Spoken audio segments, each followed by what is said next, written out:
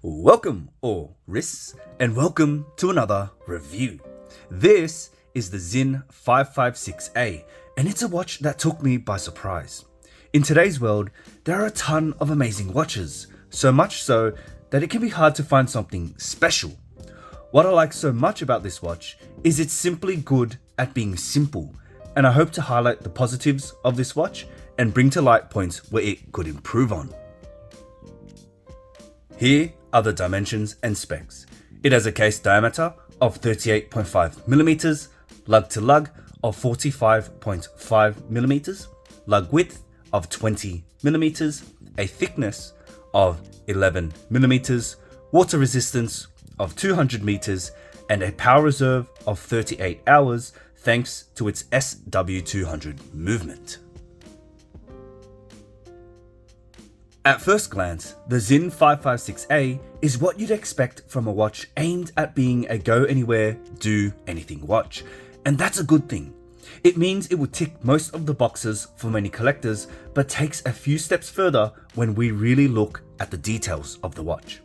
The dial has a matte black color and is nothing out of the ordinary. It's a color that works with pretty much anything you're throwing on and also pairs nicely with a variety of strap options.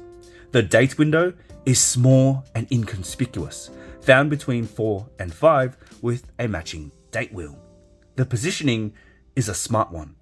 It allows for an uninterrupted flow among the hour markers, and its size and color keep it out of the way.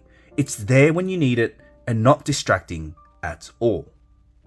The dial is very straight to the point with no decorative elements.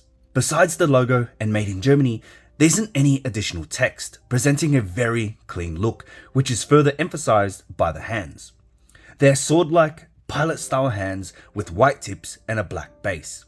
The shape of the hands, in conjunction with the white pigment, contrasts extremely well against the black dial for maximum legibility, and the black base keeps the clean aesthetic by creating an illusion of floating hands and balances out the larger font of the dial by introducing a pseudo form of empty space. The 556A distinguishes itself within the 556 line with its addition of 3, 6, 9, and 12 numerals, and it's these numerals that truly transform the watch into a more rugged and sporty timepiece. They're nice and bold, filling out the dial's absent space, and works well with the large indices without being overbearing, partly due to the black base of the hands. Lume can be found on the hour markers, numerals, and hands except for the seconds hand. Based on the size of the font and printing, you might assume a great output of luminescence. Unfortunately, it's not as good as I'd hoped. It's initially bright, but quickly fades and dims.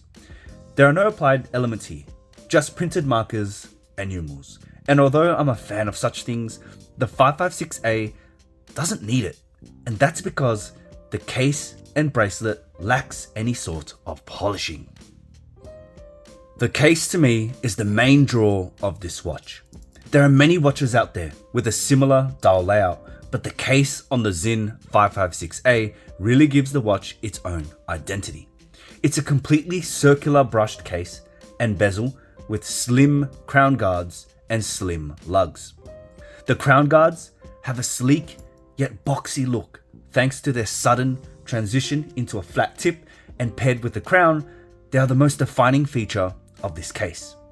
The crown protrudes a fair bit from the guards, giving the watch an elongated look at 3 o'clock, but these elements follow the sweep of the case extremely well to create an elegant look, which is further emphasized by its slender lugs. One interesting thing about this watch is the way the bezel adds a bunch of detail and depth to the actual case. It incorporates 3 different angled surfaces with crisp transitions, and the brushed finish really helps to highlight each edge. It's this detail that elevates the watch case as a whole and is a great tie-in for the sharp lines on the crown guards. For the case back, we get a display window so we can see that movement ticking away. It's probably the most decorated part of the watch with its finishing, blued screws, and rhodium plated rotor, and it's just nice to have the option to look at it. It's like the rugged case is protecting a delicate heart. It's a welcome contrast and cool dynamic. Although it's a German-made watch, the movement itself is essentially Swiss. It's a robust Sellita SW200, so we know what to expect and serves the watch well. Replacing parts and servicing will be more affordable, and it helps to keep the cost of the watch down. In a watch like the Sinn 556A, the SW200 is very much welcomed. It suits the purpose of the watch, as a robust watch needs a robust movement. And in the price point it's targeting, I'd rather have the SW200 than pay a premium for an in-house movement which might not even perform as well. Looking at the bracelet, again, it features an all brushed finish in an H-link construction with female end links. The end links fit very well to the watch head, following the curvature of the lugs, and sits flush to the case. Each link has a slight curve to aid in a seamless contour when on the wrist, and this arch really helps it catch light, despite it being a brushed bracelet. Now the clasp is rather interesting. It follows the same curvature of the links and can feel a little bulky, but it's not for no reason, as it's hiding a milled extension alongside a milled clasp. This can seem a little strange and out of place, but it's an added feature we can use, say for a heavy jacket or coat or even a wetsuit, as the watch does boast 200 meters of water resistance, not the norm for a field watch or Flieger type watch. It has no on-the-fly adjustment and opts for 3 points of micro adjust, and does have a slight taper to it, giving it a more refined look and helps with its comfort when on the wrist.